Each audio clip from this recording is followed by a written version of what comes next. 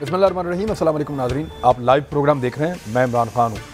Senate के इंतखाबात में अब जो मुकाबला है, जो बड़ा मुकाबला है, वो यूसुफ रज़ा गिलानी साहब का और हफीज़ शेख साहब का है।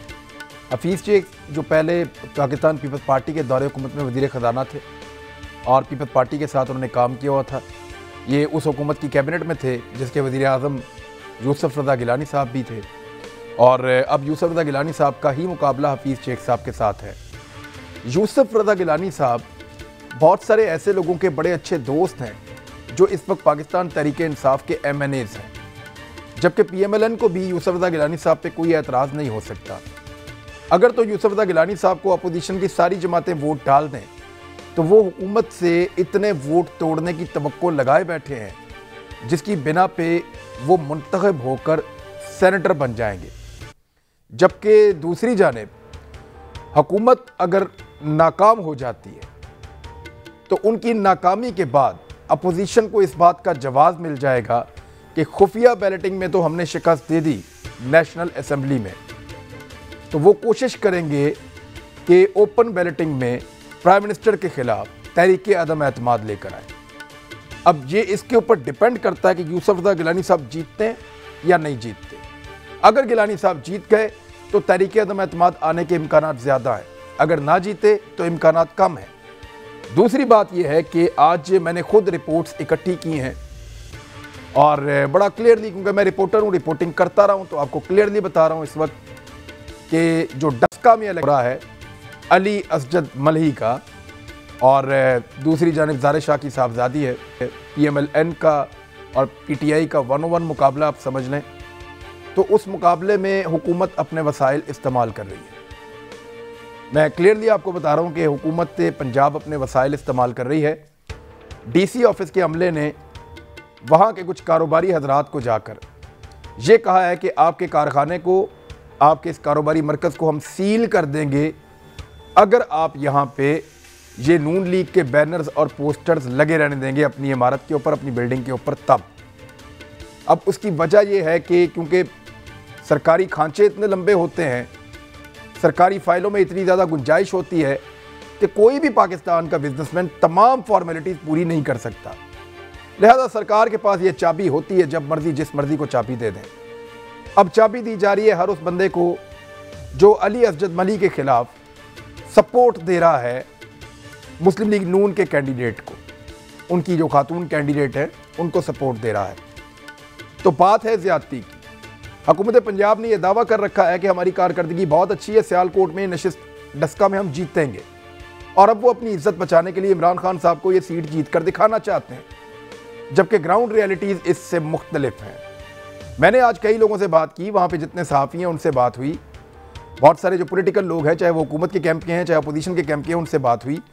जो लोग वहाँ पे कंपेन कर रहे हैं हुकूमत की जानिब से या अपोजिशन की जानिब से, दोनों से बात हुई, और उन तमाम लोगों का एक बात कहना जो है वो उन सब ने कहा कि ज़्यादा इम्कानात मुस्लिम लीग नून के जीतने के हैं। और अगर किसी ने ये कहा कि इम्कानात नून लीग के नहीं है जीतने के, तो उन्होंने ये नहीं कहा कि PTI के जीतने के इम्कानात हैं, उन्होंने कहा कि बड़ा टफ कंपटीशन है और नेक टू नेक 50-50 का मुकाबला है।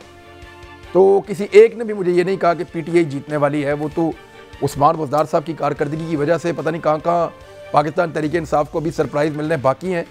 अभी जो वज़ीराबाद वाला इलेक्शन है वहाँ पे भी बहुत सारे फंड अनाउंस किए हैं और इसको प्री पोल रिगिंग कहते हैं।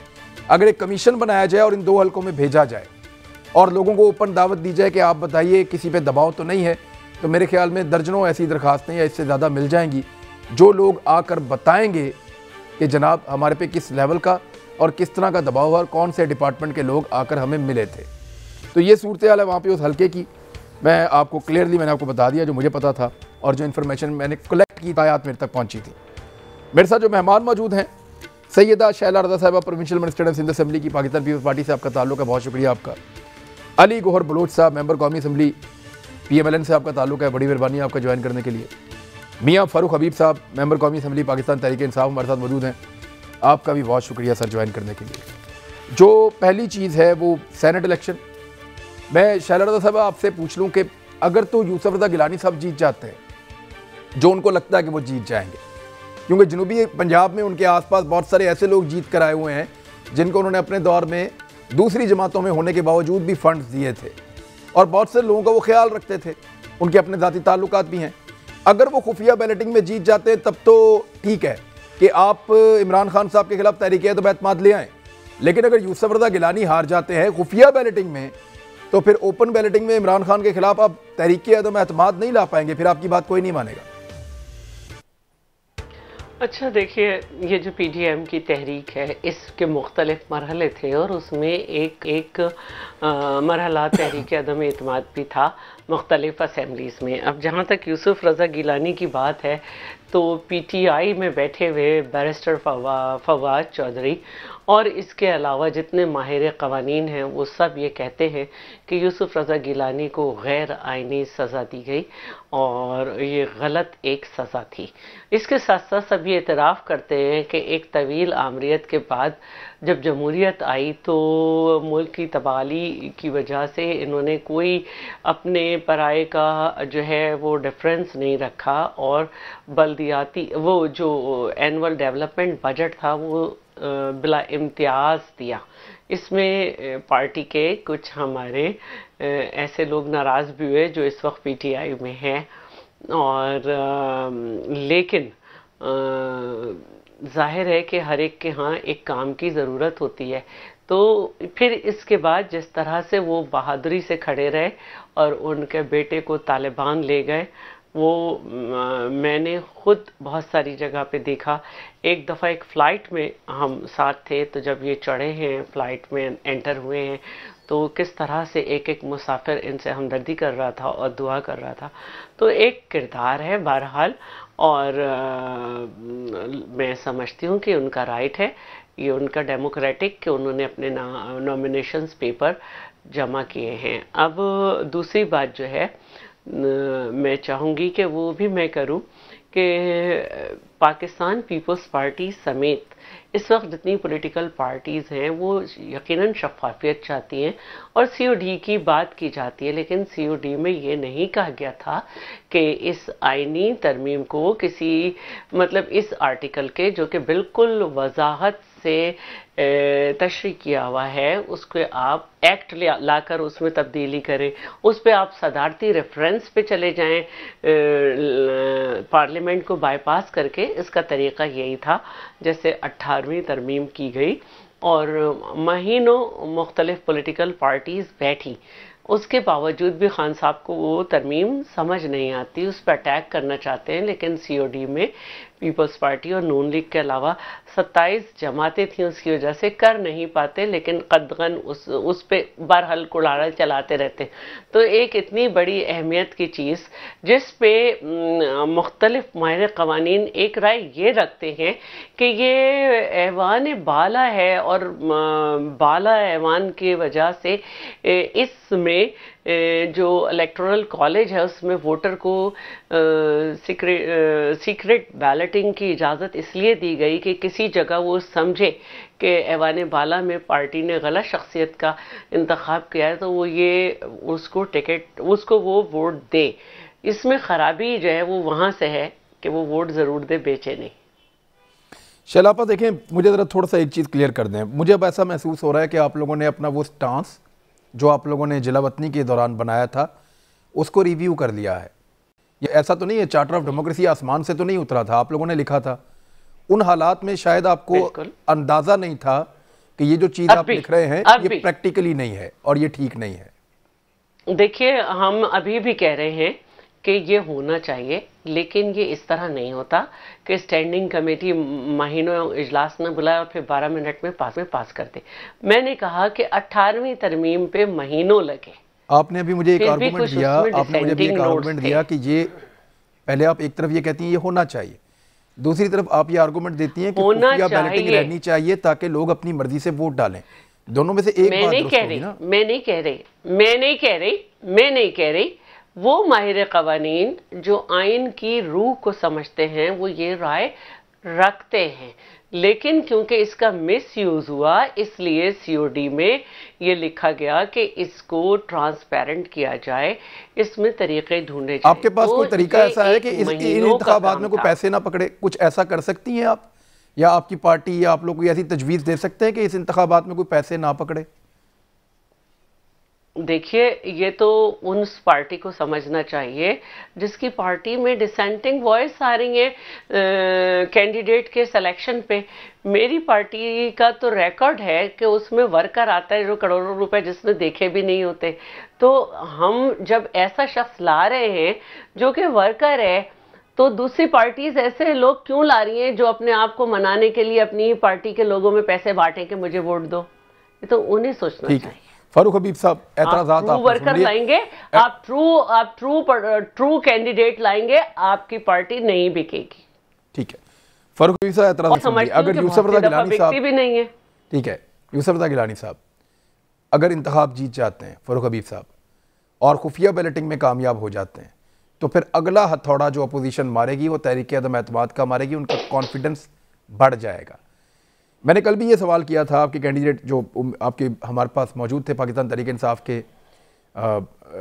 मेहमान, उन्होंने इसका खुल के जवाब नहीं दिया था, लेकिन मैं आपके सामने भी यही बात रखता हूँ कि क्या आप भी कोशिश करेंगे कि अपोजिशन के कैंप में जाके वोट मांगें हफीज़ शेख के लिए?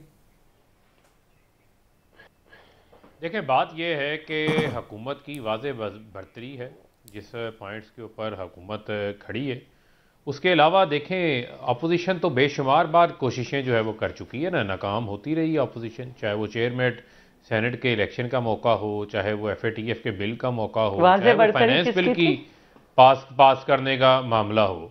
वहाँ पर तमाम जगहों के ऊपर अपोजिशन जो है वो नाकाम होती रही। दूसरा, जो एक मैं मीडिया के ऊपर एक बात देख रहा हूँ, देखिए पहली बात तो ये है कि मुझे तो गिलानी साहब की शख्सियत से मुझे ज़ाती तौर के ऊपर कोई इख्तलाफ नहीं है, लेकिन दो चीज़ें ये हैं कि वो PMLN जो उनको घर सीट से उतरवाने वाले हैं, आज वो किस मुंह से जो है वो उनको सेनेट में आगे लेके जाने के लिए जिस मुंह से शेख रशीद वज़ीर दाखिला ज़ुबैर साहब को, मोहम्मद ज़ुबैर साहब को उन्होंने टिकट नहीं दिया कि उनका ताल्लुक सिंध से है, वो पंजाब से नहीं है, लेकिन गिलानी साहब का ताल्लुक मुल्तान से है, लेकिन उनको इस्लामाबाद से वो सेनेटर बनवाने की कोशिश कर रहे हैं।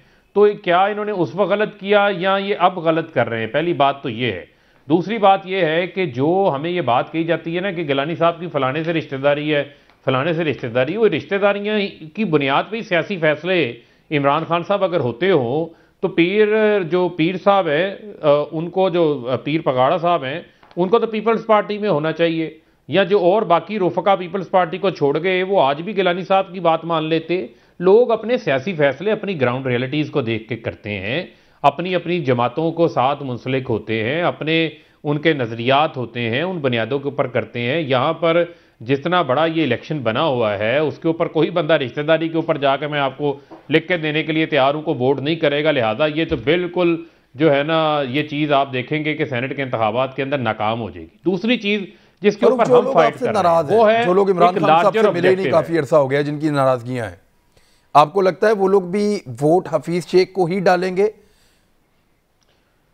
देखें, बात जहाँ तक है नाराज़गी की, तो नाराज़गी जो है वो हमेशा नाराज़ लोगों को मनाया जाता है और नाराज़ लोग जो है वो हमेशा मान जाते हैं। और नाराज़गी जो है वो किसी बुनियाद के ऊपर होती है, अगर वो बुनियाद ख़त्म कर दी जाए, वजह ख़त्म हो जाए तो लोग मान जाते हैं। उनके ऊपर वो कोई मसला नहीं, वो तमाम पार्टी के टिकट के ऊपर मुंतखब होकर आए हुए हैं और वो इंशाल्लाह मानेंगे भी उस बात को। वो हमारा मसला है, हम उसको सॉर्ट आउट कर लेंगे। जो दूसरी चीज़ ये है, अगर नाराज़गियों की बुनियाद पे जाएंगे तो बहुत सारे नाराज़ लोग आपको इधर उधर और भी मिल जाएंगे, लेकिन मैं उस तरफ जाना नहीं चाहता। जिस चीज़ के ऊपर मैं चाहता हूँ कि आज बात होनी चाहिए वो एक लार्जर ऑब्जेक्टिव है। वो ऑब्जेक्टिव इमरान खान जिसके लिए आप भी हमेशा जदोजहद करते रहे हैं, वो ऑब्जेक्टिव तो ये है कि सियासत में ये जो ज़मीरों के सौदागर बैठे हुए हैं, जो गड्डियों की एक लंबी पहाड़ बनाकर जो लोगों का ज़मीर खरीदते हैं, जिसमें पीपल्स पार्टी के MP है, आपने देखा वीडियो के ऊपर लोगों के ज़मीर खरीद रहा है असफ अली जरदारी के बिहाफ के ऊपर। बैरामन तंगी को तो निकालने की कोई बात नहीं कर रहा, रुबीना खुर्शीद को तो निकालने की कोई बात नहीं कर रहा। बात जो है उस तरफ भी होनी चाहिए ना।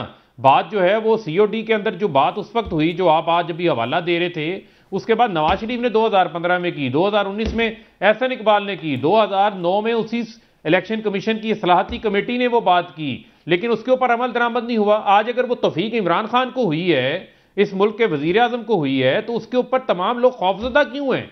PDM क्यों मुखालफत कर रही है जिस चीज की ये खुद हमायत करते रहे हैं? आए ना इंतखाबात को साफ शफाफ बनाए, इसी को बुनियाद बना लें। सेनेट के इंतखाबात के अंदर क्या मैसेज देने हैं हम आने वाली नस्लों को कि खाता है लगाता है, करप्शन कोई इशू नहीं है। जो आज अरबों रुपए की खरीदारी करके आएगा, कल को अवाम को खरबों रुपए का टीका लगाएगा, फिर आपको यान अलियां नजर आएंगी, फिर आपको पापड़ वाले, फलूदे वाले, हुंडी, हवाला, मनी लॉन्ड्रिंग और लंदन और सरे महल की जायदादें नजर आती हैं, इसी सूरत के अंदर नजर आती हैं। किस किस्म का निजाम बनाया जाता है, इस किस्म का जो है वो निजाम बनाया जाता है जिस निजाम के तहत ऐसे लोगों को आगे लाया जाता है। बात यह है कि इसकी आज मुखालफत करने का कोई जवाब नहीं है। इनको तो शुक्रिया अदा करना चाहिए इमरान खान को, जो सीओडी के अंदर तय करदा चीजें ये नहीं कर सके शफाफियत के हवाले से, वो अगर आज हम कर रहे हैं, इनको तो चाहिए हम इसको वेलकम करते हैं। आज इनके पास बड़ा अच्छा मौका है, लेकिन वो वेलकम नहीं कर रहे हैं, को धो लें, लेकिन ये धोने को तैयार नहीं है, वो वेलकम नहीं कर रहे। अली गौर बलोच साहब, देखिए एक चीज सुप्रीम कोर्ट में इस वक्त सुनी जा रही है और उसके हमारे पास मौजूद है, यानी सुप्रीम कोर्ट में यही बात हो रही है ना कि पैसे का लेन देन और करप्शन या हॉर्स ट्रेडिंग बंद होनी चाहिए इन इंतखाबात में। यानी अगर लोग, ये एक अलग बहस है कि लोगों को उनकी रायशुमारी का हक मिले, वो जिसको चाहे वोट डालें, खुफिया रखा जाए या ओपन किया जाए, वो एक अलग बहस है। लेकिन इस बात के ऊपर सबका कंसेंसस है कि पैसे का इस्तेमाल बंद होना चाहिए। अब जो वीडियोज मौजूद हैं उन लोगों को बुला के कौन पूछेगा, किस प्लेटफॉर्म पे उनको बुलाया जाएगा? कोई उनको कंडेम तो करे बुलवा के कि जनाब आप पैसे पकड़ रहे हैं, ये किस चीज़ के पैसे हैं, कब लिए हैं, आए जरा इधर हिसाब दें और पैसे वापस करें, और जिन्होंने पैसे दिए उनसे मनी ट्रेल भी मांगी जाए। इस तरफ तो कोई नहीं चल रहा, यानी जहां से आपको चोर पकड़ा जाएगा वहां कोई नहीं जा रहा, हम उस तरफ जा रहे हैं कि आइंदा चोरी रोकनी है, हालांकि चोर आपके सामने। जी शुक्रिया इमरान खान। मैं शैला साहबा की बात सुनी, फ़ारूक हबीब की भी बात सुन रहा था, लेकिन मैं अपने भाई फ़ारूक हबीब को इतनी गुजारिश ज़रूर करूंगा कि जिस तरह से आप टीवी पे बैठ के आज अच्छे अच्छे भाषण दे रहे हैं और एक तरफा वकालत सिर्फ पीटीआई की कर रहे हैं, हालांकि आप नौजवान हैं, आपको चाहिए हक और सच की बात करें। ये बातें अच्छी कर लेना बड़े आसान काम है, अच्छा अमल करना बड़ा मुश्किल काम है। गुजारिश ये है कि आपको ये देखना चाहिए वीडियोस, कि आपने ये वीडियोस आप अपने इमरान न्याजी साहब के वो वीडियो क्लिप्स निकालें, उसमें से चेक करें कि ये जब इलेक्शन हुआ उस वक्त भी इमरान न्याजी साहब ने कहा था कि ये वीडियो मेरे सामने आई है, और आज वो कह रहे हैं कि नहीं ये अभी मुझे पता चला है, अभी मैंने वीडियोस देखी हैं। क्या वो इस वक्त मुल्क के प्राइम मिनिस्टर नहीं है? अगरचे हम तो उनको इलेक्टेड प्राइम मिनिस्टर मादरत के साथ नहीं समझते, लेकिन चलें, मैं हार्ड टॉक की तरफ नहीं जाना चाहता। आप ये बताएं कि तमाम इदारे उनके अंडर हैं, वो ये तो कहते हैं कि ये लोग पैसे लेते हुए नजर आ रहे हैं, ये क्यों नहीं बताते तमाम इदारे उनके मुतहत हैं? जिस तरह से कि अभी हमारे भाई जो एंकर हैं इमरान खान साहब ने भी बात की है कि वो ये पता करवाएं ना कि ये पैसे देने वाला कौन है, और उनको क्या डर और क्या उनके खौफ है, सर पर तलवार लटकती है जिसकी वजह से उनकी जबान बंद हो जाती है वो नाम बताने से कि ये वीडियो किसने बनाई और उनको दिखाई किसने। उस कंप्यूटर में जिसमें ये वीडियो उनको दिखाई गई उसमें तकरीबन 15 के करीब फाइल थी, ये तो हमें भी पता चल चुका है। तो वो फाइल्स उन्हें किसने ला के दी, ये नोट देने वाला कौन था? क्या वो उस वक्त उनका मुखालिफ था और आज उनका मुवाफिक तो नहीं है ये बंदा जो आज जिसने ये वीडियो दी हैं या पैसे दिए हैं या फैसिलिटेटर है इस पूरे निज़ाम का? मुझे ये बताएं कि आप लोगों को उस वक्त भाषण देना क्यों याद नहीं आया जब तहरीक अदम एतमाद पेश की गई, और उस तहरीक अदम एतमाद में आपने डंडे की जोर पर, चूंकि बैलेट पर तो आप यकीन नहीं रखते, लिहाजा आप बुलेट पर ही यकीन रखते हैं, तो आपने हर जोर लगाकर 2018 के इलेक्शन की तारीख दोहराते हुए आपने उस अदम एतमाद में बड़े पैमाने के ऊपर धांधली की, पैसा भी लगाया होगा, लोगों को डराया धमकाया भी होगा, लालच भी दिए होंगे। आपने अक्सरियत को जो है वो अकलियत में बदला और अकलियत को अक्सरियत में बदला। जब आप करप्शन की बात करते हैं तो उस वक्त आपकी जबान को ताले क्यों लग जाते हैं जब जहांगीर तरीन का नाम आता है, जब चीनी चोरों का नाम आता है? आपने बड़ी इंटरेस्टिंग बात की, आपने कहा कि हुकूमत हमारी पार्टी के आपने फरमाया कि हुकूमत इस वक्त पैसे खर्च रही है और आपके लोगों को खरीद रही है, यही बात आप कह रहे हैं कि ये पहले भी पैसे खर्च करते रहे और ये अभी भी पैसे खर्च कर रहे हैं। मेरी अर्ज सुन लें ना, मेरी अर्ज सुन लें। हुकूमत के आगे बंद बांध सकते हैं आप ओपन बैलेटिंग करवा के। हुकूमत ने जितने पैसे खर्च लिए वो सारे ज़ाया हो जाएंगे अगर ओपन बैलेटिंग हो गई तो। आपके बंदों को जितने पैसे देने की इन्होंने कोशिश की है वो सारे ज़ाया हो। देखिए मैं इमरान खान, आपने बड़ी अच्छी बात की है। देखें, गुजारिश ये है कि हमारे मैनिफेस्टो में भी ये था, हम इस बात को तस्लीम करते हैं और बिल्कुल ये हम मतलब है कि बांगे दोहल ये बात करते हैं कि ये करप्शन गर्म होना चाहिए। मुझे ये बताएं बाजार कि गर्म जब रवैये और एटीट्यूड ये हो, जब रवैये और एटीट्यूड ये हो कि हुकूमत जो है वो कोरोना के ऊपर मीटिंग करे, लीडर ऑफ ऑपोजिशन जो है वो आकर बैठे हुए हों और प्राइम मिनिस्टर अपनी बात करके उठ जाएं, उधर बिलावल जरदारी भी बैठे हों, उधर अपना शहबाज शरीफ साहब लीडर ऑफ ऑपोजिशन बैठे हों और वो अपनी बात को उठ के जाएं, वो किसी को ऑन बोर्ड लेना गवारा ना करें और 2.5 साल में आप ऑपोजिशन में इस टॉपिक पर बात तक ना करें, कोई मीटिंग ना मतलब है करें, किसी को एतमाद में ना लें। हाँ, सिर्फ शो ऑफ हैंड आज इनको चूंकि जरूरत है, आज इन्होंने देखा है मादरत के साथ जो तो पैसे खर्च कर रहे हैं ना, आप पीटीआई की मंडेर तो पैसे खर्च कर रहे हैं तो फिर उनको जो है इमरान खान जो बैठे हुए हैं ना कबूतर, वो मुख्तलिफ पार्टियों से आए हुए हैं, वो उनको दाना डाल के पीटीआई में लाया गया। जिस तरह से फर्क अली साहब एक ब्रेक ले लेते हैं। देखिए क्वेश्चन ये है कि आपने भी एलिगेशन लगाया कि हुकूमत पैसे खर्च कर रही है, तो उनको ओपन बैलेटिंग नहीं चाहिए, फिर तो उनको खुफिया बैलेटिंग चाहिए। आप लोग पैसे नहीं खर्च कर रहे तो फिर आपको ओपन बैलेटिंग चाहिए, आपको खुफिया नहीं चाहिए। लेकिन हम देख ही रहे हैं कि पैसे हुकूमत खर्च कर रही है बकौल आपके, और खुफिया बैलेटिंग का मुतालबा आप कर रहे हैं, और पैसे आप नहीं खर्च कर रहे, इसके बावजूद आप खुफिया बैलेटिंग का मुतालबा कर रहे हैं और हुकूमत कह रही है ओपन बैलेटिंग करवाओ। ये कुछ सुनने में अजीब लगता है। एक ब्रेक ले ले, वापस आते फिर बात करें।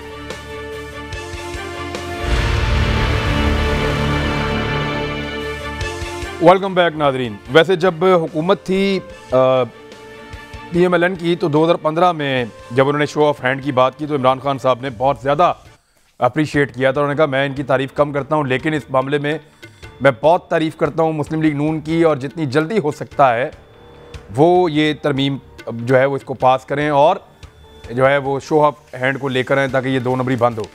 तो वो तो उस वक्त सपोर्ट कर रहे थे, आज जब वो कर रहे हैं तो आप लोग सपोर्ट नहीं कर रहे हैं। मैं PMLN से पूछ रहा हूँ। लेकिन साथ ही साथ अली गौर बलोच साहब मुझे ये बताएं कि लापता अफराद के पास मरियम नवाज साहबा बार बार जा रही हैं।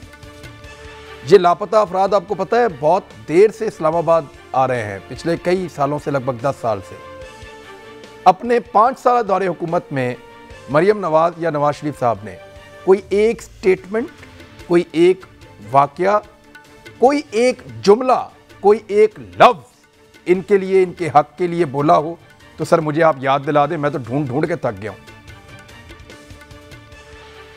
देखें इमरान, जो जहां तक बात है कि आप कह रहे हैं शो ऑफ हैंड की, मैं तो वही गुजारिश कर रहा हूं कि हमें सिर्फ कोई सेनेट के इलेक्शन में शो ऑफ हैंड की सिर्फ ज़रूरत नहीं है। आपको पता है कि 2018 के इलेक्शन के ऊपर बहुत बड़ा कदगन लगा हुआ है और तमाम अपोजिशन पार्टीज़ ने मुश्तरका उनका ये मौक़िफ़ है कि इसमें वसी पैमाने पर धांधली हुई है। उसको रोकने के लिए हमें पूरे सिस्टम में इलेक्शन रिफॉर्म्स की ज़रूरत है।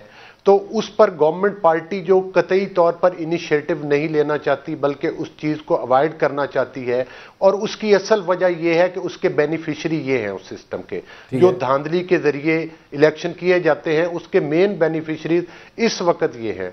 तो गुजारिश ये है कि आपने बात जो की कि उस वक्त क्यों नहीं उठाया जाता।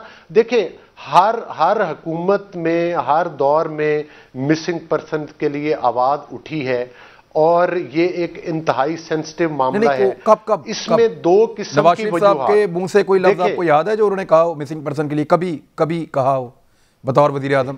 इसमें तो बड़ा देखें सबसे बड़ा फिर इसके अगर आप सियाको सबाक के हवाले से बात करना चाहते हैं तो आपको याद होगा कि जब अकबर बुख्ती साहब वाला वाकया हुआ था तो उस वक्त भी हम यही हमारा बयान था कि ये सियासी लीडरान को इस तरह से हैंडल सर, आप इक़्तिदार में नहीं थे ना, आप जिला वतन थे, आप जिला वतन थे। मैं ये कह रहा हूं कि नून लीग हमेशा तब स्टेटमेंट देती है जब उनको उसका फायदा होता है। मैं ये जानना चाह रहा हूं कि मरियम नवाज साहबा ने आज कहा कि 5 मिनट की दूरी पे वज़ीर आज़म हाउस है, वज़ीर आज़म आए और आकर इन लोगों को मिलें। लेकिन मैं आपको याद दिलाता हूं कि 2014 में जब यही ख़वातीन और बच्चे पार्लियामेंट हाउस के बाहर एहतजाज के लिए आना चाह रहे थे तो आपकी पुलिस ने इन औरतों को बालों से पकड़ के घसीट के गाड़ियों में फेंका, इनको बहुत ज़्यादा मारा, इनके बच्चों को बहुत ज़्यादा मारा, और BBC, CNN ने और पूरी दुनिया के मीडिया ने उसको रिपोर्ट किया। मियाँ नवाज शरीफ साहब वज़ीर आज़म थे, उन्होंने तब भी कुछ नहीं कहा। मियाँ नवाज शरीफ साहब ने अपने 4 साल दौरे इक़्तिदार में या जितनी देर वो वज़ीर आज़म रहे हैं, और उनकी बेटी ने कोई एक लफ्ज़, एक जुमला बोला हो जो आपको याद हो? क्योंकि मैंने बहुत ढूंढा और बाकायदा पूरी रिसर्च टीम लगाई इसके ऊपर, तो पता चला कि मियाँ साहब ने कभी कोई लफ्ज़ नहीं बोला, ना उनकी बेटी ने बोला। तो सर आप क्यों नहीं बोले उस वक्त जब आपका इक़्तिदार था, आपने इनको क्यों नहीं ढूंढा? देखें इमरान खान, ये आपका मौक़िफ़ जरूर है, लेकिन मैं इस बात से इत्तफाक नहीं करता।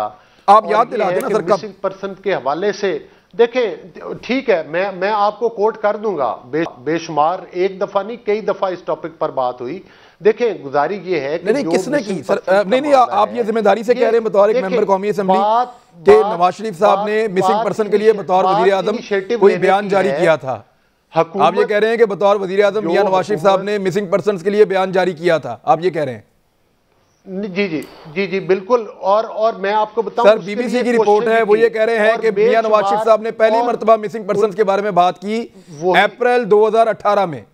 अप्रैल 2018 में जब वजारत उज़्मा से निकाल दिए गए तो एहतसाब अदालत के बाहर आकर खड़े हुए और वहां पे मियां नवाज शरीफ साहब ने पहली मर्तबा मिसिंग पर्सन के बारे में बात की। उससे पहले जितनी देर वो वजीर आजम रहे उन्होंने एक लफ्ज नहीं बोला।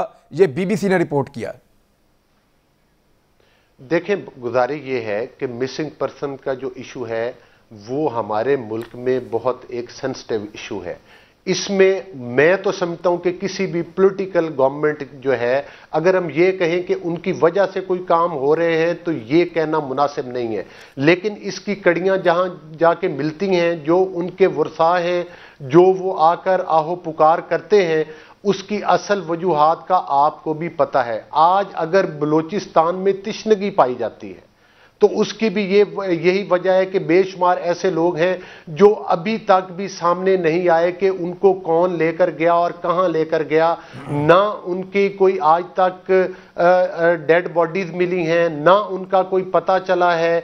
कई नौजवान, कई बहनों के भाई, कई माओं के जो थे बेटे जो हैं वो आज भी आहो पुकार करते हैं कि वो कहां पर गायब है। और साथ ही साथ मुझे ये बताएं सर, ये सवाल ही नहीं है ना सर, ये देखें वो उनके साथ जुल्म हो रहा है, उनके साथ ज्यादती हो रही है, उनके प्यारे गायब हैं। इस पे मुझे भी दुख है, आपको भी दुख है, बिलावल साहबा को भी है, साहब को भी है, मरियम साहबा को भी है। इस पे सबको दुख है कि उनके लवाहिकीन गायब हैं। हो सकता है शायद इमरान खान साहब को भी हो, लेकिन जानना यह चाहता हूं कि जितना अरसा आप लोग इख्तियार, आपने इस दुख को महसूस क्यों नहीं किया? सवाल यह था। आप या तो ये कहिए कि हमें ये दुख पहले था ही नहीं, अब जागा है। क्या आप जब आप चौधरी इफ्तिखार साहब सुप्रीम कोर्ट के चीफ जस्टिस थे और आपने देखा कि उस दौर में हमारी बाद में हुकूमत बनी और उसमें बड़ा ये हाईलाइट हुआ और उसमें नहीं हुआ, लोग नहीं थे, हुआ। वो वापस मार्च 2011 में सर मैं इस पे काम करके आया हूं ना, सुन लें। मार्च 2011 में इस पे एक कमीशन बना था, जस्टिस जावेद इकबाल साहब उस कमीशन के हेड थे। मार्च 2011 में पीपल्स पार्टी के दौर में कमीशन बना था। आपके दौर में तो आपको ये चैलेंज मिला ही नहीं। आपके पास तो वो आया एहतजाज करने के लिए, आपने उनको इतना मारा कि सबको गिरफ्तार करके जेलों में डाल दिया। यानी यही मिसिंग पर्सन वाले जब एहतजाज करने आए थे 2014 में, आज देखिए इनको पीपल्स पार्टी ने कभी नहीं मारा, इनको पीटीआई ने कभी नहीं मारा, इनको जब मारा आपकी हुकूमत ने मारा सर, मिसिंग पर्सन के लवाहिकीन को। आपके दौर में इनको मार हमारी हुकूमत में भुगती साहब का कत्ल नहीं हुआ, हमारी हुकूमत में सहाफियों को गायब नहीं किया गया और उनको विक्टिमाइज नहीं किया गया और उसके बाद उनको रिहा नहीं किया गया। वो भी जब अवाम का प्रेशर पड़ा तो फिर उनको वापस। मकसद ये है कि आप जुबानों के ऊपर ताले लगाने के लिए आज लोगों को उठाया जाता है, उनको उनकी बहनों के भाइयों को उठाया जाता है। बहुत जुल्म हो रहा है इस मुल्क में, लेकिन इस जुल्म के खिलाफ जब आप इक़्तिदार में थे आपने जुबान नहीं खोली। शैला रज़ा साहबा, मैं कोई गलत बात कर रहा हूं? मैं फैक्चुअल बात कर रहा हूं। मैं ये बता रहा हूं कि आज मरियम नवाज साहिबा के दिल में जो हमदर्दी जागी है, ये जज्बा बहुत अच्छा है, लेकिन ये सवाल उनको अपने वालिद से पूछना चाहिए कि पीपल्स पार्टी ने इन लोगों पर कभी तशद्दुद नहीं किया, अभी भी तशद्दुद नहीं हो रहा, लेकिन आपके दौर में इनके ऊपर तशद्दुद क्यों हुआ था? नहीं, नवाज शरीफ साहब के दौर में तो बहुत मारा था इनको पुलिस ने। अच्छा देखिए, हर दौरे हुकूमत में कुछ खामियां कुछ खूबियां होती हैं और इंसान जिस वक्त सही जगह पर आ जाए और सही बात करने लगे हमें उसको सराहना चाहिए। अब देखें ये बात हो रही थी कि क्या ये हक नहीं है कि वो इनके आंसू पूछे? क्या उसका हक नहीं है कि इन लोगों को बाजियाब करवाए? जब वो वजीर आजम पाकिस्तान उनके वालिद थे और वो वजीर आजम हाउस के अंदर अपने वालिद का हाथ बटाती थी, तब उनका हक था कि वो इनको बाजियाब करवाते। मैं ये समझती हूँ नहीं, उस हमारे दौर में बेशुमार इमरान खान लोग बाजियाब हुए, हमारे वक्त में हुए। यार आज जिस खातून से मरियम नवाज साहबा तस्वीर देख रही थी, उनका वालिद जो है वो दीन मोहम्मद गालिबन उसका नाम है, वो 12 साल से लापता है। इन 12 सालों के अंदर जो है वो 5 साल पीपल्स पार्टी के और 5 साल आपके भी हैं। जी आप बताइए मोहतरमा, आप बताइए। तो मैं चलो 2.5 साल तो अब इनको भी हो चुके हैं ना। सर ये गलत काम है ना। मैं ये कह रहा हूँ कि सर सवाल कुछ और है, सवाल ये नहीं है। देखिए मैं कह रहा हूँ कि पीपल्स पार्टी, PMLN और PTI सारे इस गुनाह के हिस्सेदार हैं। अब ये मत कहिए कि हम दूध के धुले हैं और वो गुनाहगार हैं। ऐसा नहीं हो सकता कि आप दूसरे पे कीचड़ उछालें और आप कहें आपके कपड़े साफ हैं।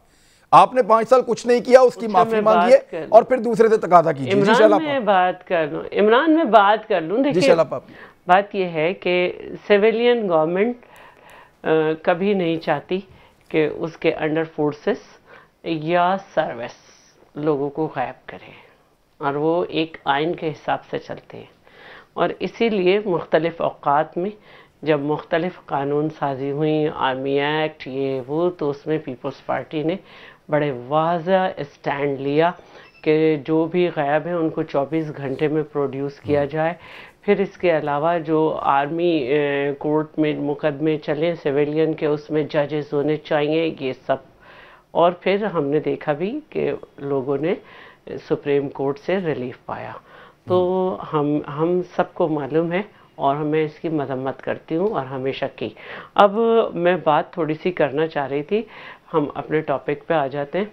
फ़ारूक हबीब साहब ने कहा KP का नाम लेके, तो भाई जब वज़ीर आज़म साहब ने वो वीडियो देख ली थी और हमारे लोग अगर उसमें थे, तो खुर्शीद शाह तो 2 साल से बंद हैं। उनके 13 फ्रंटमैन को भी आप गुजार चुके, लेकिन वो रिलीज़ नहीं होते। आसिफ जरदारी साहब, फरियाल साहिबा 6 महीने रहीं, पासपोर्ट भी आसिफ साहब ने सबमिट कर दिया, कोई चीज़ न साबित अभी तक हुई ना आपने की। अगर उस वीडियो में इतनी बड़ी चीज़ थी कि हमारा बंदा था, तो आपको तो छोड़ना नहीं चाहिए था, सीधी बात है। और दूसरी बात जो है मैं ये कहना चाहती हूँ कि उन लोगों को भी पकड़ना चाहिए था जिनकी वजह से चौधरी सरवर जो हैं वो बने। आप कहते कि जिस तरह मेरे बिके इस तरह दूसरे बिक के मेरे में आए, मुझे ये नहीं चाहिए सीट, उसूल ये होता है ना।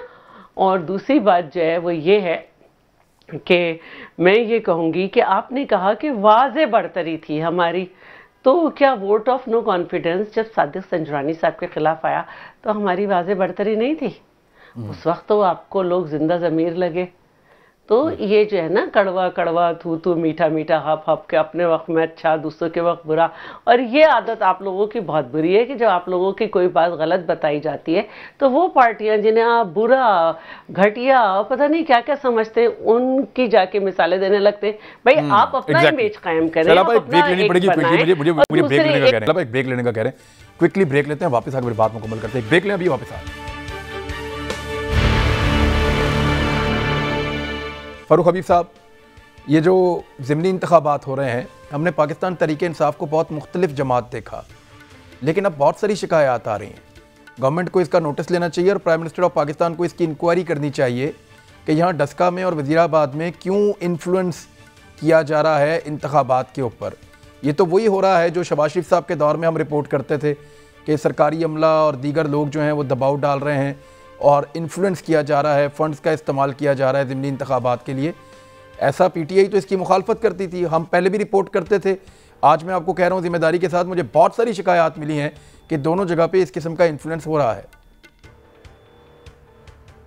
देखिए बात यह है कि इमरान साहब, पहली बात तो ये है कि जो ज़िमनी इंतखाबात हैं, ज़िमनी इंतखाबात के अंदर यकीनन हमारे कैंडिडेट्स भी हैं जो PTI के टिकट पे हैं, PMLN के भी हैं जो पंजाब में इंतखाबात हो रहे हैं। और जहाँ तक रही बात तरक्याती फ़ंड्स के हवाले से, तो वो इलेक्शन कवानीन के मुताबिक आप तरक्याती फ़ंड्स नहीं लगा सकते। ये जो सड़कें नालेंगे सोलेंगे वो बनती हैं, वो काम किसी जगह पर अगर रिपोर्ट होता है तो फौरी तौर के ऊपर उसके ऊपर इलेक्शन कमीशन भी अपना एक्शन लेता है। अगर ऐसी कोई चीज़ सामने आ रही है तो यकीनन उसके ऊपर हम भी एक्शन ले लेंगे, लेकिन मुझे नहीं लगता कोई इसके अंदर जो है कोई इतनी बड़े पैमाने के अंदर जो है वो कोई बात है। और जहाँ तक रही बात कैंपेन करने की, तो कैंपेन के ऊपर MNAs के ऊपर भी पाबंदी है। MNA तो जाके कुछ नहीं दे सकता। मैं एज ए पार्टी के सपोर्टर के तौर के ऊपर भी जो है वो वहाँ पर जाके कैंपेन नहीं कर सकता। तो इसी तरह हमारे मिनिस्टर्स भी वहाँ पे नहीं जा पा रहे। माजी में तो आपने देखा कि बाकायदा एक एक मिनिस्टर की एक एक यूनियन काउंसिल के ऊपर जो है वो ड्यूटी लगी होती थी, और किस तरीके से यानी 120 के इलेक्शन के अंदर टीपा का महकमा इस्तेमाल किया गया। 5 अरब रुपया जो है वो फज पेमेंट्स के जरिए निकाल कर वोटों की खरीदो फरोख्त के ऊपर इस्तेमाल होता रहा। और जिस तरह, लेकिन मैं आपको जिम्मेदारी से कह रहा हूँ, आप अपने प्राइम मिनिस्टर को ये बताएं, आप अपने प्राइम मिनिस्टर को ये बताएं और वहां पे इंक्वायरी करवाएं। देखें, आपने अगर आप वहां पे इंक्वायरी करवाएं, आपको बहुत सारे सरप्राइजेस मिलेंगे। आप डस्का में और वजीरिस्तान में, वजीराबाद में चेक करें, आपको पता चल जाएगा। इमरान आपने ये बात की है, आपकी इस बात को जो है वो हम चेक कर लेते हैं, ठीक है। अगर इसके ऊपर इंक्वायरी करवाएं, आपको आप हैरान हो जाएंगे कि जो तब्दीली आप चाह रहे थे वो आपकी अपनी पार्टी में आ गई है। जी शायद कुछ आप कह रही थी, एक्चुअली आपकी वो लाइन ड्रॉप हो गई थी, मैं आप ही से बात करना चाह रहा था, फरमाइए। देखिए, 2 बातें मैं कर रही थी। एक बात मैं ये कर रही थी कि हम इमरान साहब की नेचर को समझते हैं।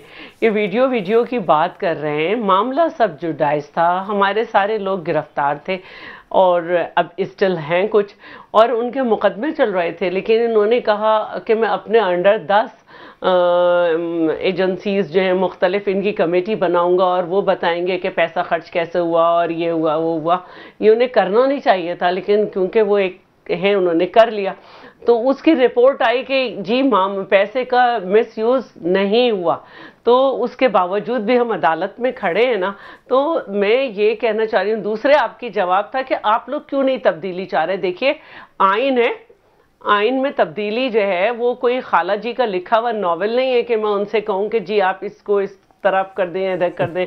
क्या इकबाल की शायरी नहीं है कि कव्वाल जैसे भी गाले।